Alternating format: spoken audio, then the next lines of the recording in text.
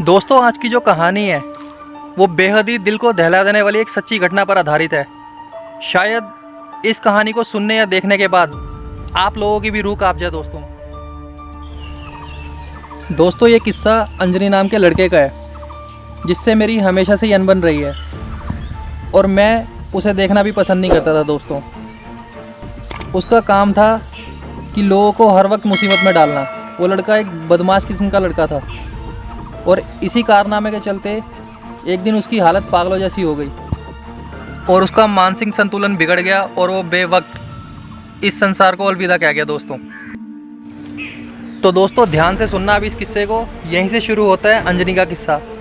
मारपीट करना, लड़ाई झगड़ा करना और अपनी दादागिरी करना, ये सब उसकी शान बन चुका था।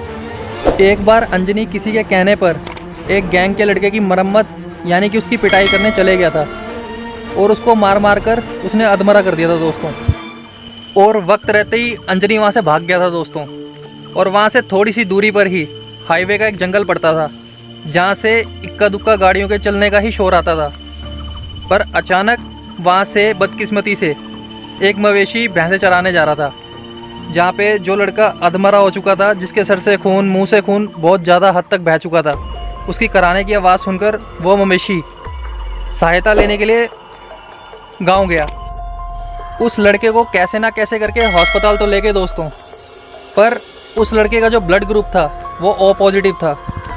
बदकिस्मती से डॉक्टरों के पास भी ओ पॉजिटिव का कोई ब्लड ग्रुप उपलब्ध नहीं था दोस्तों। उसकी स्थिति बहुत ज़्यादा गंभीर हो चुकी थी, शायद उसका बच पाना बहुत मुश्किल था। पर कैसे ना कैसे करके डॉक्टरों ने उसकी स्थिति पर काबू तो पा लिया, पर वो लड़का कोमा में चले गया दोस्तों। अंजनी के घर वालों का रो रो के बहुत बुरा हाल हो गया था। उसके घर में उसकी एक छोटी बहन और उसके पिता थे। अचानक कुछ दिनों के बाद अंजनी मर गया और नाम ना पता होने के कारण अज्ञात व्यक्ति के नाम पर ही FIR दर्ज हुई दोस्तों। लेकिन अंजनी के पिता ने भी ये चीज़ ठान ली थी कि वो उस व्यक्ति का नाम पता करके ही रहेंगे। दोस्तों, इस किस्से के मोड़ पर रुककर मैं आपको ये बताना चाहता हूँ कि अंजनी के पिता अपने गुरु से मिलकर, जिन्होंने कुछ साधनाएं सिद्ध कर रखी थी, उन्होंने अंजनी के पिता को कुछ साधनाएं दी, कुछ क्रियाएं सिखाई, जिसकी वजह से उनके पिता सक्षम हो पाए ये सब करने के लिए। और उनके गुरु ने उनसे यह वचन लिया कि वो इन सब मंत्रों का, इन सब सिद्धियों का उपयोग जनता कल्याण के लिए ही यूज़ करेंगे।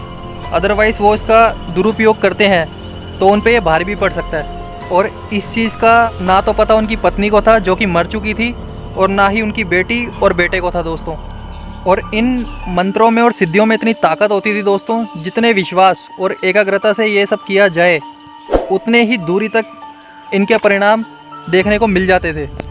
इन मंत्रों का सही से उच्चारण करने पर इनका परिणाम 100 योजन दूरी तक भी दोस्तों बहुत घातक सिद्ध होता था। और अपने गुरु के आदेशानुसार उन्होंने ये सब जग जाहिर नहीं होने दिया और चुपचाप दूसरों की समस्या सुनकर जब भी उनको मौका मिलता था वो एकांत में बैठकर उन शक्तियों की सहायता से उनके दुख दर्द दूर कर दिया करते थे दोस्तों। लेकिन अपने इकलौते पुत्र की मृत्यु के आहत से उन्होंने ये चीज़ ठान ली थी कि वो उस व्यक्ति को बर्बाद करके ही छोड़ेंगे दोस्तों। उसने संस्कृत में एक छोटे कागज़ की एक पर्ची पर एक मंत्र लिखा दोस्तों, और मोमबत्ती की लो पर उसे 21 बार घुमाते हुए कुछ मंत्र पढ़े और फिर उस कागज़ को हल्के रूप में जलाकर अपने दोनों हाथों में उस कागज़ की राख को धीरे धीरे मसलना चालू कर दिया। जैसे ही उस राख को उसने अपनी दूसरी हथेली पर रखा दोस्तों, उस व्यक्ति का नाम उसको उस राख में दिख गया था जिसने अंजनी को मारा था।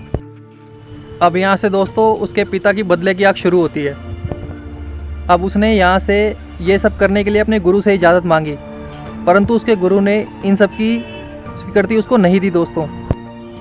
तो दोस्तों अभी के लिए बस इतना ही। बहुत ही जल्द लौटूंगा इसी कहानी का दूसरे भाग के साथ। तो दोस्तों लेता हूँ आपसे विदा, मिलता हूँ बहुत जल्द इस कहानी के दूसरे भाग के लिए।